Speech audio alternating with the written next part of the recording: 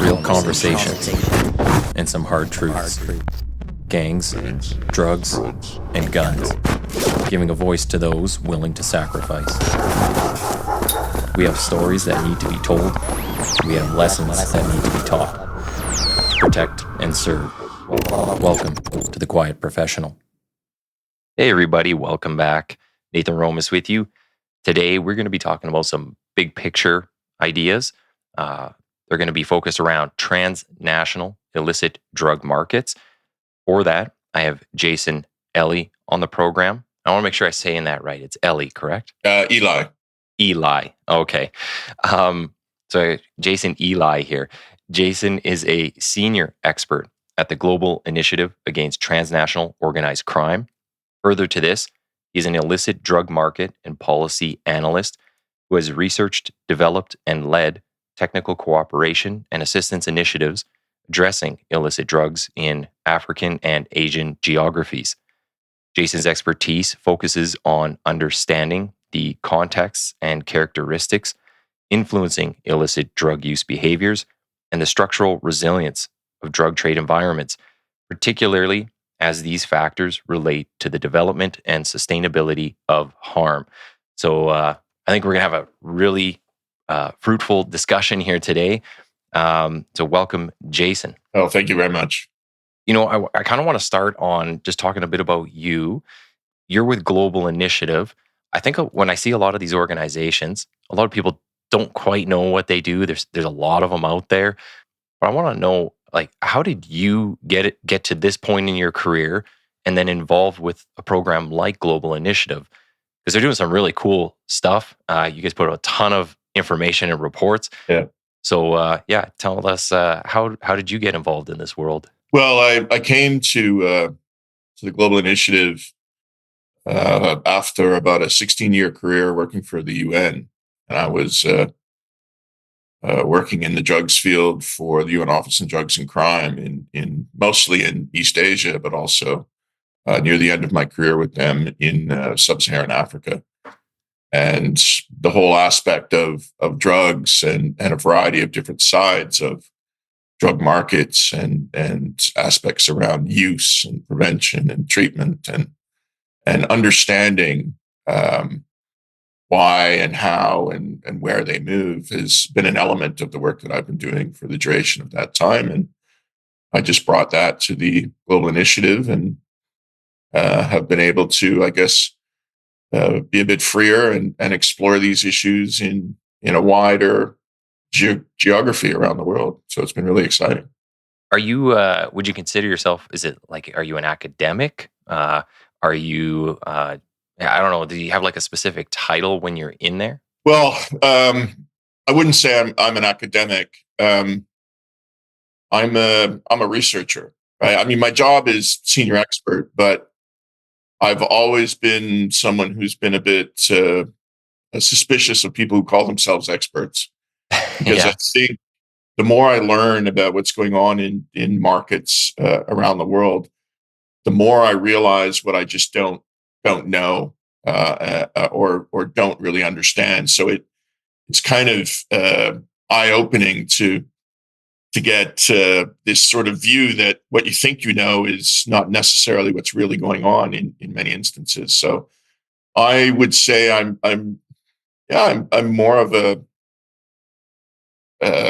granular sort of enthusiast when it comes to communities and understanding and working with local communities to understand what was going on. I mean, ultimately, if you go back far enough, my background is in geography, right? The study of the environment around us.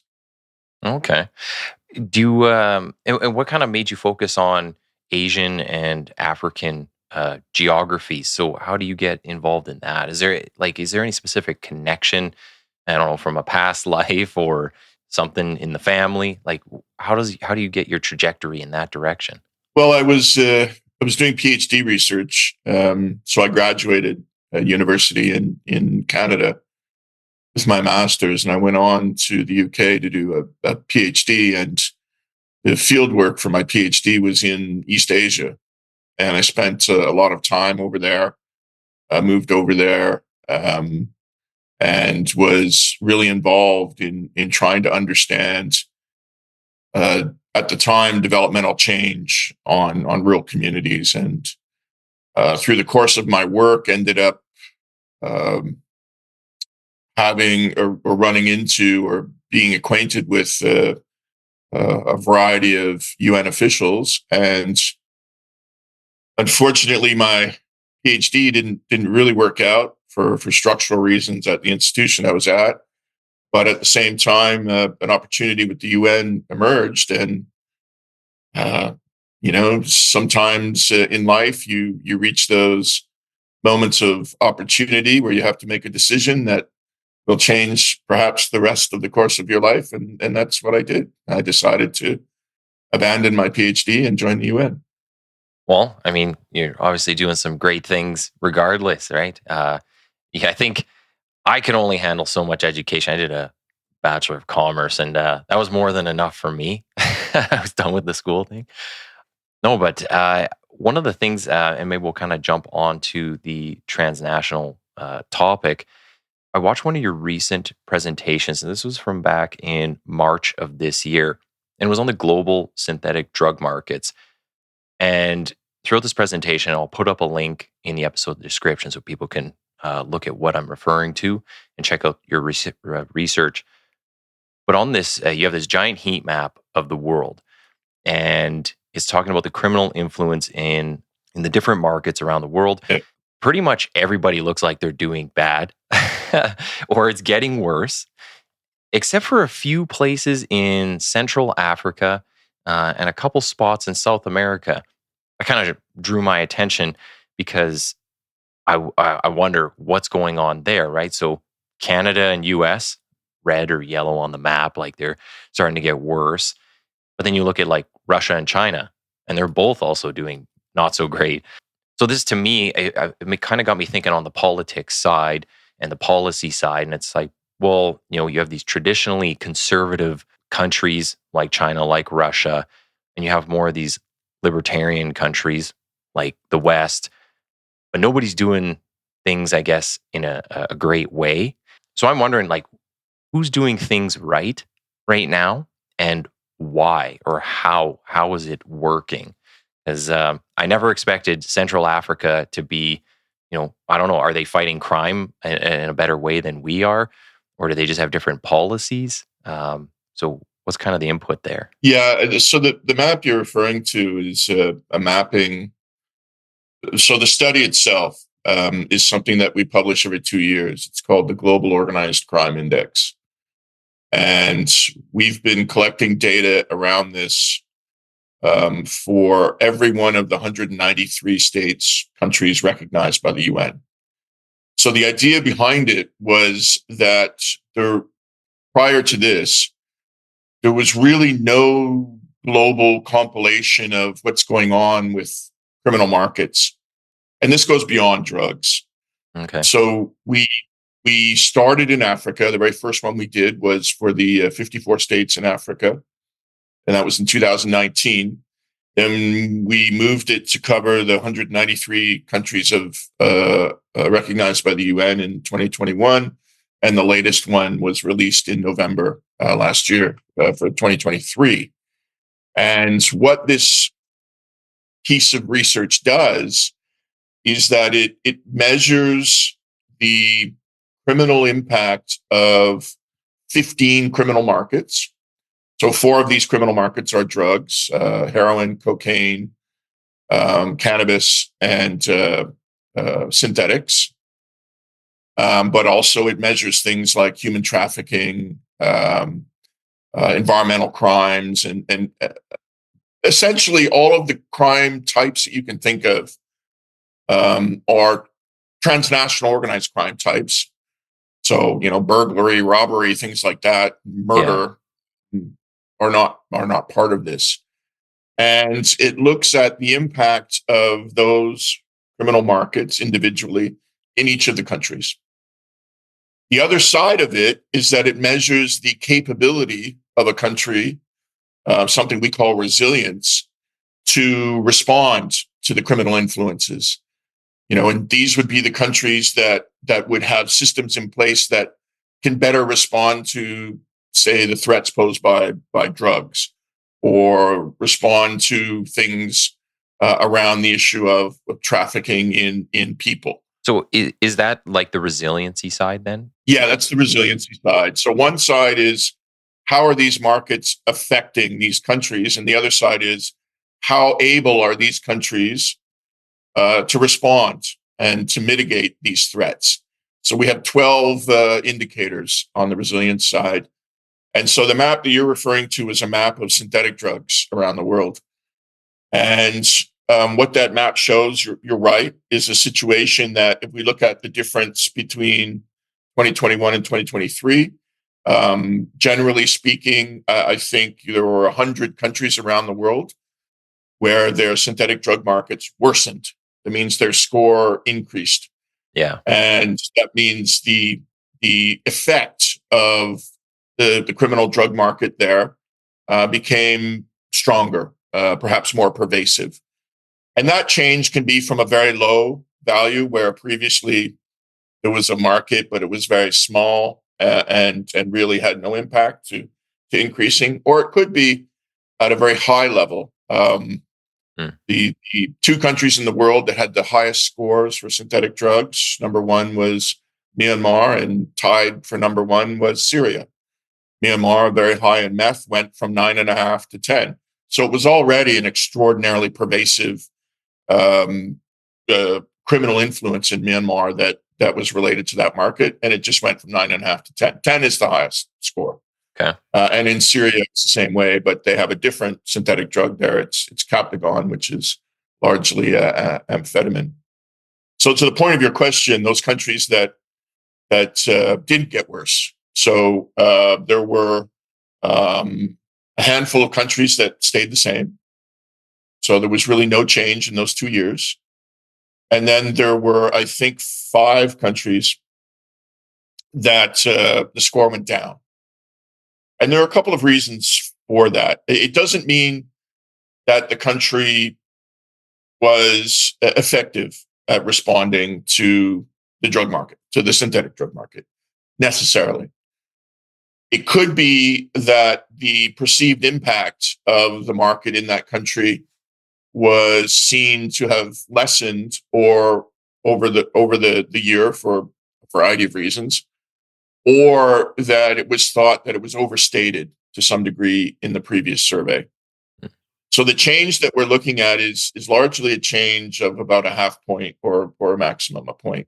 So if we look at a country like Rwanda, which I think was one of 2 African countries that were colored in green on the map, it doesn't mean that the synthetic drug market is not harmful in that area. Okay. It just means that the level of its influence has lessened. And I think, compared to its neighbors, that's probably an accurate score. Why is it lessened? The survey doesn't go into that. But I think if we looked at some of the other indicators, some of the resilience indicators, you might find that there were some modest changes there that led to that result. Okay. But really, is anybody effectively responding to synthetic drugs? No. Yeah. No. Globally, the answer. Yeah. Like, so when I look at these kind of maps, I always like to get the meaning behind it, right? Because you could easily take this out of context and be like, we should all be like that country. It's like, well, this is very, like, we're talking about a very specific topic. So when you're looking at the overall picture of the world, we're talking about government policies. There's no one in particular, whether it's in the West or anywhere else in the world. No policies that anybody has that seem to be effective in combating any of this, because, and I'll come back and ask that again, but you also, there was another report I was looking up where it was from the UN Commission of Narcotic Drugs. And it was just talking about like agreement on policies. And I mean, I think it was kind of status quo for what people expect in the world. America and Europe were kind of on one side, and there was Russia on the other, and it was kind of evenly divided. 62 countries, on the side with the West, 40 countries were with Russia. And this is kind of the traditional conservative and liberal divide as well. But, when you look at these maps, everybody's having a hell of a time combating the synthetic drugs. So, is there any kind of ideology or policy or anything that does work out there, or you see maybe that lends more to the resiliency side then, Yeah. not on the front end? Well, there is a correlation there are a few correlations that can be made in the data, but one of the correlations that can be made is that those countries that have higher resilience scores, so a higher ability to respond to the impacts of criminal markets, are countries that are democratic in their orientation, Okay. contrasted with those countries that are deemed to be authoritarian. So, in that sense, you could say that countries that are judged to be more democratic, and it's not us who judge the nature of a country. It comes from a survey, and I can't remember the name of it right now. I think it's the Global Survey of Democracy or something, and I think it's out by UN body. I feel really bad not remembering that, but It'll be a long name. It probably has 15 words. but it's in the report. So if anybody accesses the report, they'll see it. Yeah. So yeah, you can make that correlation that the freer a democracy is, the freer a country is from the point of view of being more democratic, the higher its resilience score is mapped. And I think that just comes down to a lot of the elements of how we measure resilience as well, in terms of things like international cooperation, efficacy of institutions, and a variety of other things like that.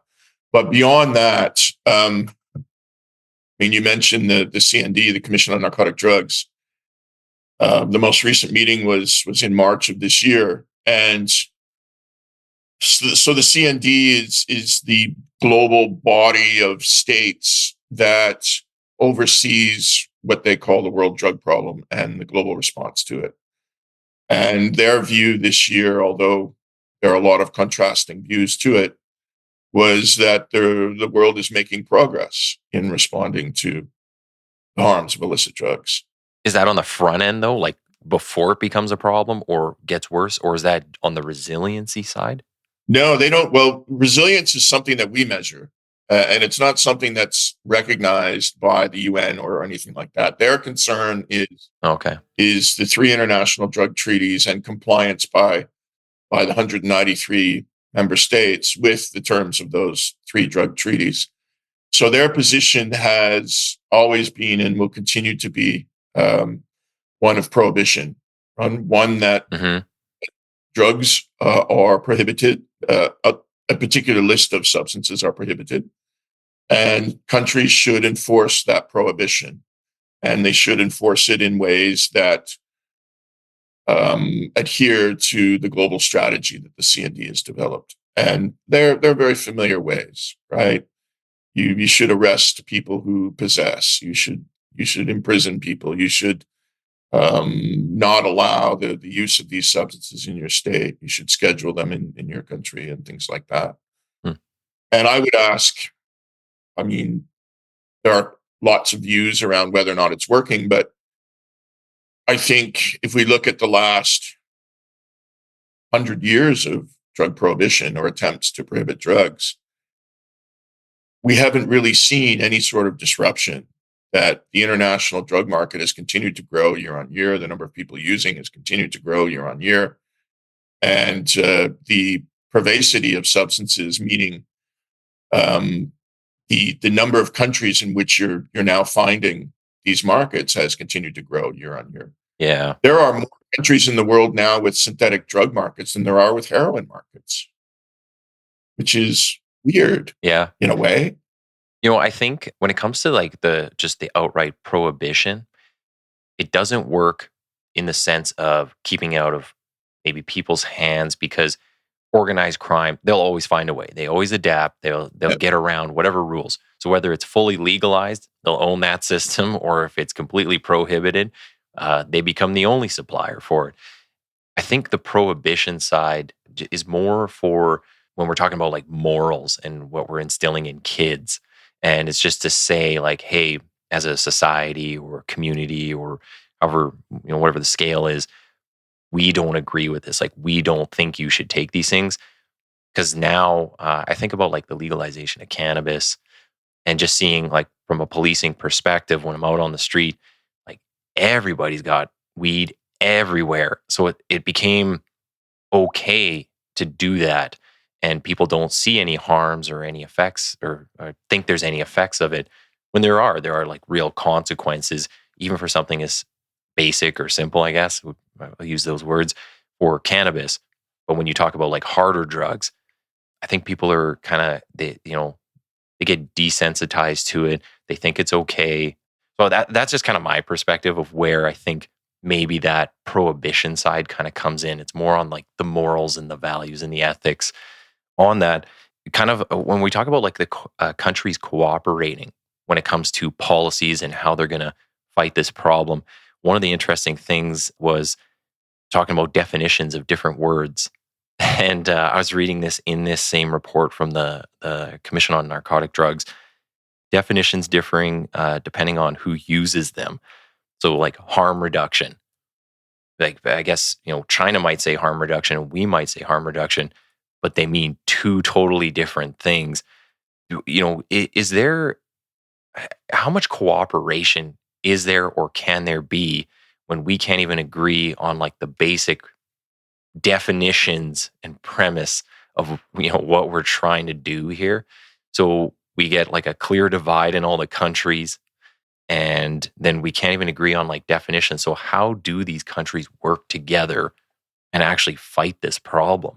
One of the words coming up was gender, which I kind of figured that would be a thing. We see it on our passports. You can put gender X, and then you can't get into half the countries in the world. So just how do they work together? Is there zero cooperation, or do they just kind of agree on one or two things? Like what does it look like at that global scale? I mean, you raise a good point. And I think when we talk about cooperation, we need to talk about two things.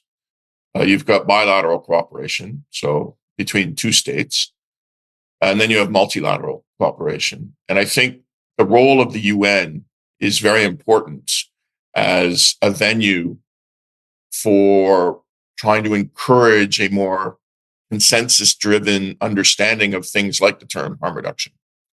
So you mentioned in the document that there were competing views on it, and that's exactly how the meeting played out in this past March.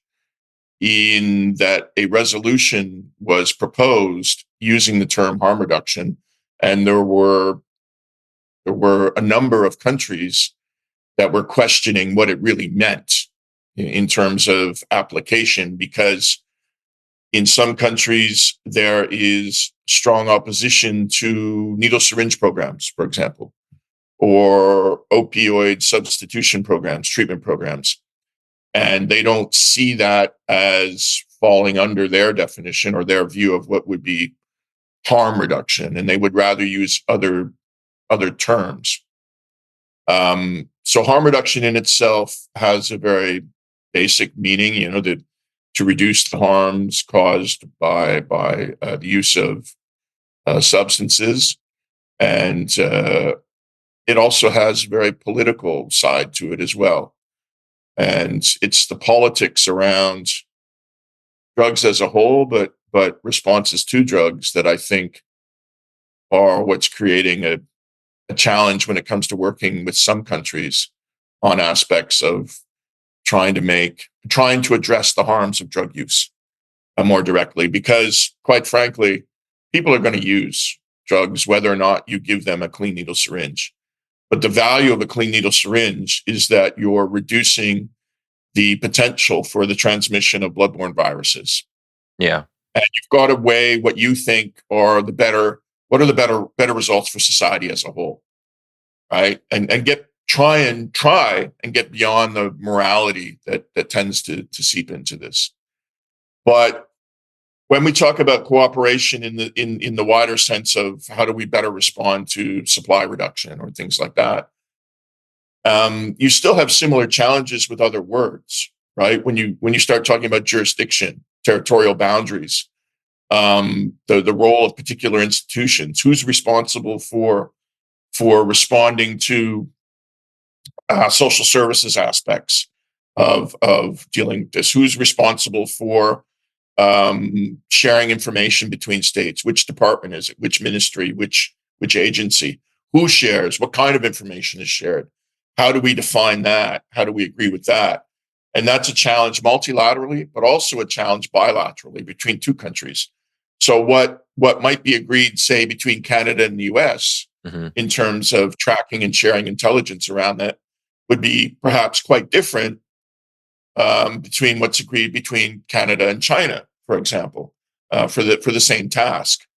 So it's just one of those things that adds to the wide list of variables out there that continue to influence the ability of countries to respond, and in some ways the efficacy of their responses in that regard. And kind of on that, I'm wondering, maybe we'll bring the or crime element into this. Are we seeing, in your travels and talking about policy, are we seeing any governments that are more lenient? Because I know a lot of people accuse China of not stopping precursors from flowing out and different chemicals. How complicit is government in a lot of these things? Do you have any kind of insight into that? Like, is someone not trying as hard as they could, essentially? I think we have to accept that. I mean, as much as we have 193 countries around the world, we've probably got 193 or more different views on drugs and on the role that particular agencies or countries need to play in that response. So you raise the example of China and precursors. The Chinese, yes, China has been and to some degree continues to be, not China the state, China the country, and in particular the chemical and pharmaceutical industries there, are the source, the origin point of a lot of precursors that are being shipped to North America, as well as finished products that contribute to an expansion of synthetic drug supplies. But here's the challenge. A lot of the precursors that are being used or sourced from China have dual purposes, right?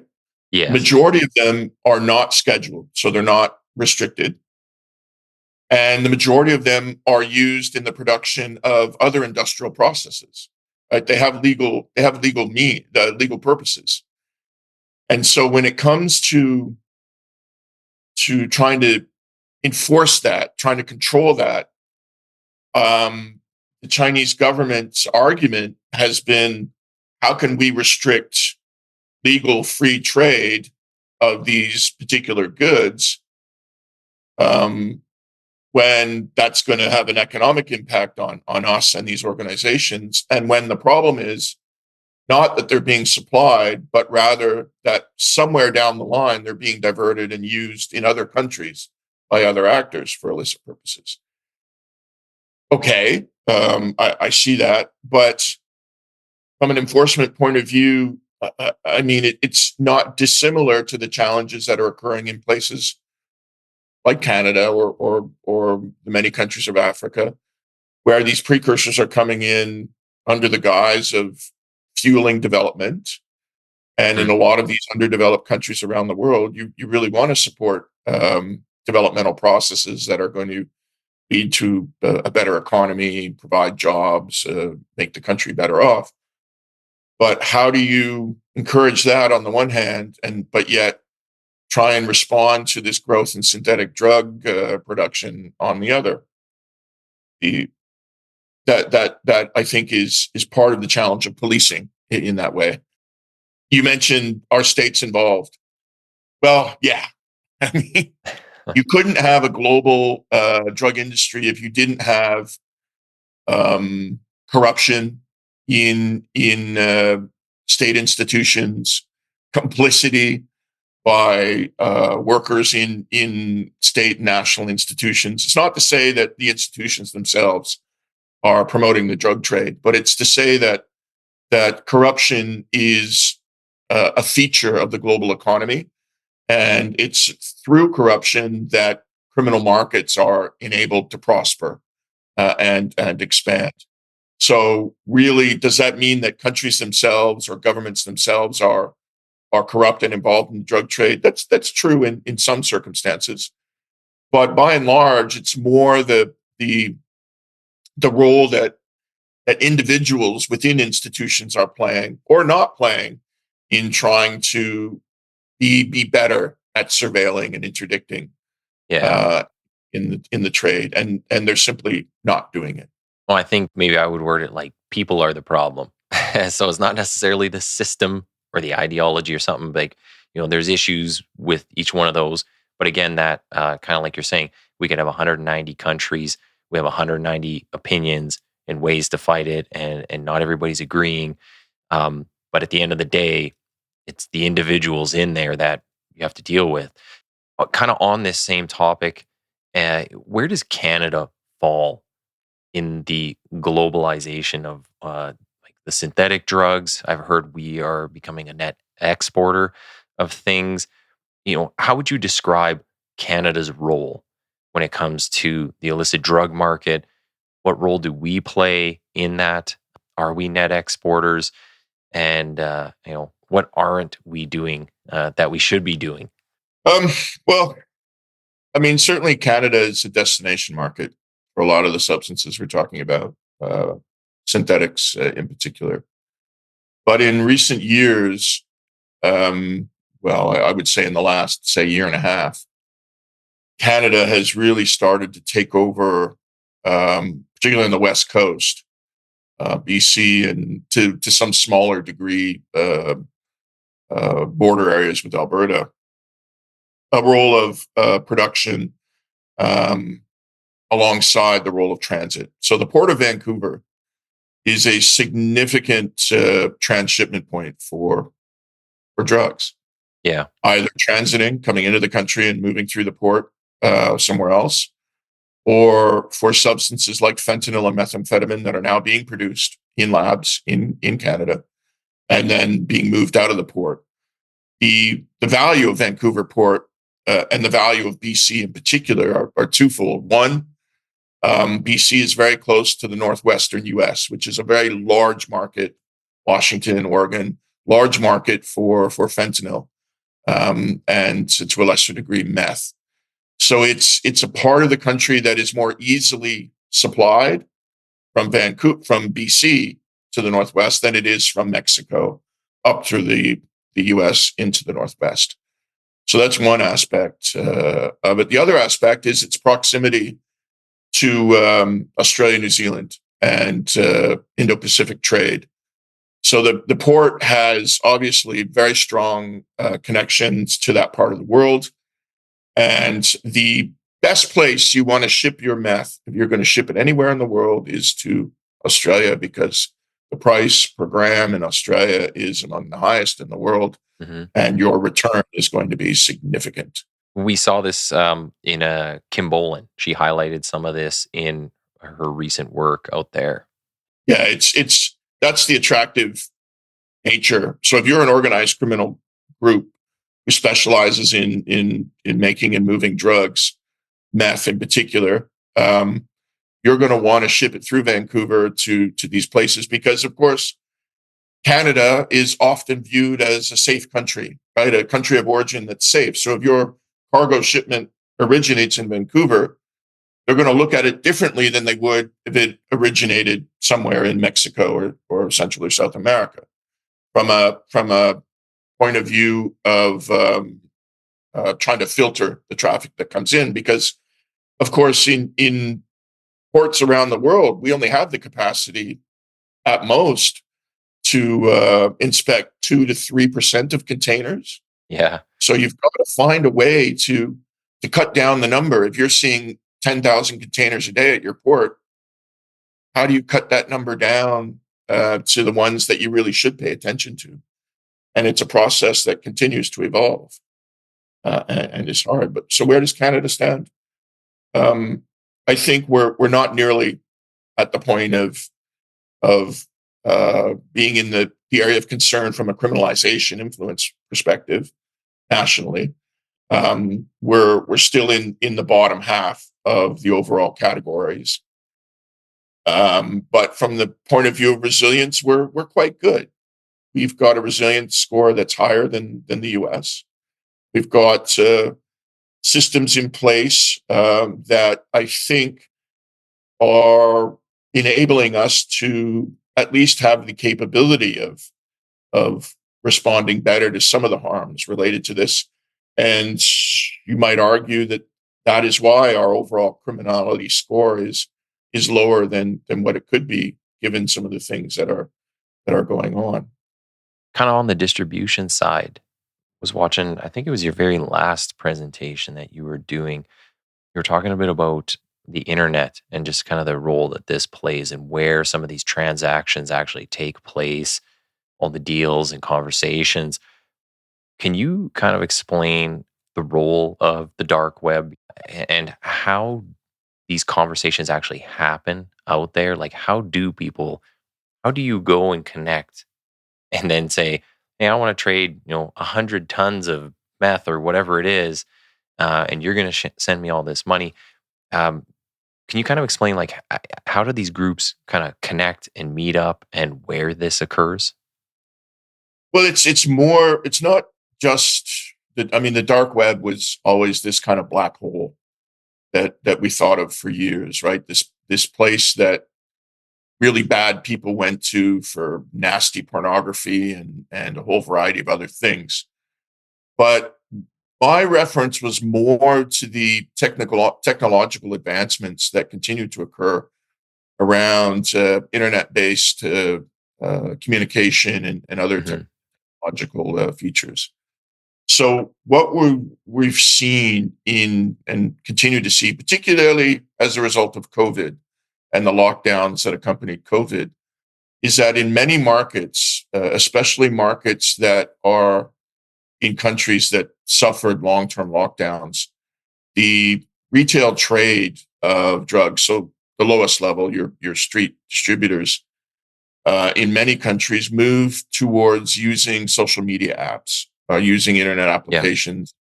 And it could be something as basic as WhatsApp or Facebook Messenger, things like that, to connect with their clients and organize ways of purchase that got around the traditional face-to-face retail transaction. And that is something that has continued following COVID to be a feature of the market that is being adopted by more and more distributors and to some degree more and more users, particularly in countries like Canada, right, where you have a mobile phone, you've got really great internet service everywhere, and your ability to use apps is largely unrestricted from your telecommunications provider, unlike other countries where there are some serious controls. So there's that level of communication that is occurring and distribution that is occurring. And in some countries, Ukraine is an example. We recently published a report on how the drug trade has evolved in Ukraine following the Russian invasion. Hmm. And one of the features there that is also common in other countries is dead drops. So you have distributors that are taking orders and payments online and then providing locations of dead drops for users and others to go and pick up their drugs. So there's zero connection offline between users and dealers. And being a law enforcement professional yourself, you know that that has an advantage for both sides in terms of being detected, right? It creates a Yeah. much lower profile for you and keeps you with this sense of security in terms of the transaction. But if we go beyond that, the shift from cash to online currencies has also been a significant move, making it easier to take payments, to move payments around, and to really do business as a whole. in the early days, one of the hardest parts about being a drug dealer was how do you deal with the hundreds of kilos of cash that you're Yeah. storing in your building or whatever.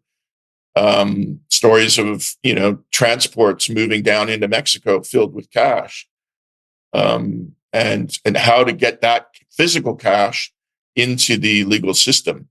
And it's becoming a lot easier now through the use of different online currencies and other online financial instruments to move your cash around and to clean it, to move it into purchasing things online, and finding ways of parking your money that don't that hide its illicit origin. And so that's becoming one of the areas of greatest growth, but also one of the areas of challenge for law enforcement when you start looking at trying to address what I think is one of the streams of illicit markets, which is the commerce around it, as a way of trying to disrupt the market as a whole, is chasing the money and trying to find a way around that. Yeah, it's certainly a struggle for law enforcement. Like we really lack the resources to go after those real big players in that sense. I also just don't think, at least I haven't seen, there's been no convictions. I don't even think there's been any real big charge files on the money laundering side, kind of going right back to the Cullen Commission and just talking about some of the issues around that. One of the things, just as we're kind of coming up to the end of our time, I wanted to ask about was just the technology. This is also something that you talk about is technology in identifying some of these synthetic drugs. So, what are these technologies? If you could kind of describe them for the listeners, but also who uses them, and does like every market have access to them? Depending on countries and stuff, do they all have access to this, or is it something that's maybe too expensive? So, how do we detect these things? What are the type of technologies being used? Um, well, what I think you're referring to, at least in the sense of Canada, would be something like drug checking services.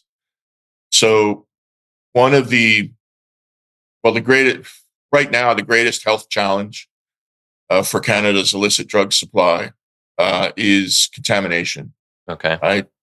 You've heard the phrase out of BC in particular that it's a poison drug supply.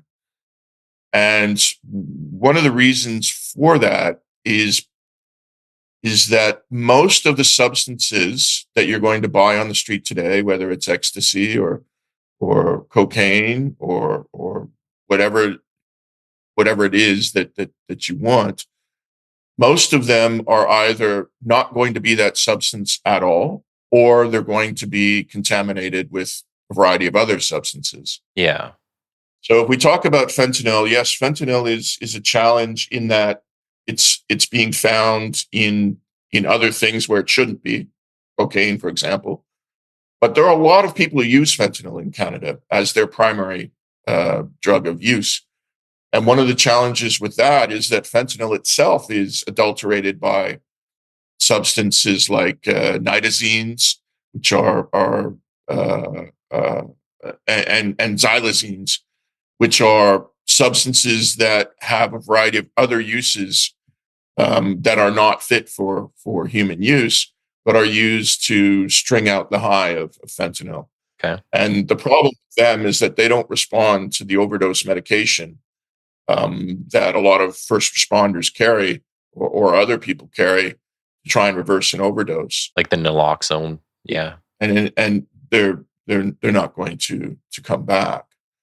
So services have been set up where some very basic tests are available to determine whether the drugs that you have are contaminated or not with different substances. It's a challenge because, of course, possession is still illegal.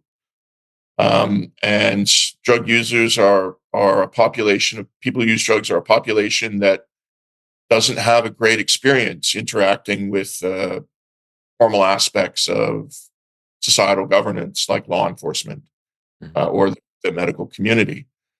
But in some communities, and I'm thinking of some communities in BC in particular, but also here in Ontario, they do have a health service that provides free checking of substances, pill checking, and other things on a voluntary basis for people to see what's in their drugs. And they use basic scientific instruments. They could use test strips, for example, which is very basic, but something called a spectrometer, where they can get an indication of what it is and whether it is what it says it is, to something much more involved, which is a machine called a GCMS, gas chromatography, mass spectrometry. Spectrometry. Okay. Yeah. This is why I leave it to the experts to explain, because I wouldn't be able to say half these words. So there are very basic to very advanced levels of trying to determine what's in the supply. And the reason you want to know what's in the supply is you want to know if because users are going to use. Yeah. And we have to keep that at the fundamental core of what we're doing. People who use drugs will continue to use, the majority of them. And therefore, if you want to reduce deaths, you want to reduce other harms like transmission of bloodborne viruses and other things, you want to contribute to an improvement in overall community health, including the health of people who use drugs, then you need to include services that help them identify what is in the substances that they're taking. What I was kind of thinking on that too is like, if we have better technologies, and I guess it's affordable, we can better define the problem. So we know, like you're saying, we know what we're dealing with. And if you go to, like, I don't know, if you go to a poorer country and they don't have the technologies available, then they have no clue what they're dealing with. They just think, oh, it's a bad batch of cocaine. But really, it's laced or stepped on with all kinds of stuff. Like, who knows what they're putting in there. So if you don't know what you're fighting against, how do you fight it? That's kind of what I was thinking around the whole technology. Or it's not even cocaine. Yeah, it's not even cocaine. So I mean, we've tested cocaine that's turned out to be ketamine or methcathinone or a variety of other synthetic substances sold as cocaine. And if you're a law enforcement officer and you're presented with a white powder, right, you have no idea what that is. And in the absence of having the ability to test something, and I would say when we're talking about street level testing, you want something that is reasonably accurate and reasonably fast, not too big, right? Easy to handle and easy to use. Yeah. And you're right. There's really no perfect instrument out there yet that can do this. Although there are companies that are trying to sell magic wands to law enforcement bodies and others as the solution. I mean, it's capitalism, right? Yeah. 100%. But we're not there yet. So just as at the end of our time, I want to give you a chance to say kind of, what are you working on next? Any big projects coming out? Yeah, we're doing a few things. We're in the process right now of mapping the supply chain of cocaine from origin to user in a number of different regions. So Europe, Africa in particular, and looking at the value chain, the price changes as it goes through, looking at the different organizations involved in that. So that's one feature. I mean, the focus of our work tends to be granular in nature, right? We're focused on understanding what is happening and why is it happening in these places. So when it comes to drugs, the primary questions that we always ask are what drugs are available here? How are they being used? Where are they coming from? Where are they going? That kind of thing. And no country is in the position, including Canada, to be able to say they know exactly what's going on in their drug market at any given time. Yeah. It's just not possible to know that. Often our information is provided by seizures. If we seize something and we think, oh, okay, we've got this problem. When in fact, the absence of seizures is not absence of potential substances in the market. So we've got the cocaine routing thing. We're we're going to be starting some work in Myanmar, looking at the market there, because Myanmar finished top of our organized crime index, which is not a good place to be. They were also third from bottom on the resilience index. So not only were they the most criminalized, affected country in the world, they were also the country that was third least able to respond to that criminality. Okay. So into aspects of that. And we have some work starting here in Canada, looking at the 401 highway, which is in the Ontario portion anyways, that connects Southern Ontario to Montreal, and looking at it through the lens of it being a significant trafficking corridor. Maybe real quick, if I can ask on that too, just when you're doing some of this research, do you get, like, I get you can talk to police and get different stats, or do you get any of the criminals, the bad guys? Do any of them ever offer up any info? Like, do you actually have ways to source that? Yeah, in every drug report that I've written, anyways, and that some colleagues have done, all of which are available on our website. We go through the methodology that we use, and in every case, I've been fortunate enough to be able to interview people from the grassroots of the market, your street dealer and user, Yeah. up to importers, major importers, and members of organized criminal groups. Interesting. And I think it's that. I mean, it's a challenge, and a lot of that is down to levels of trust that have been built between myself, the organization that I have, and the communities, because it's important to protect your sources, and it's important to the wider community that we understand what's going on.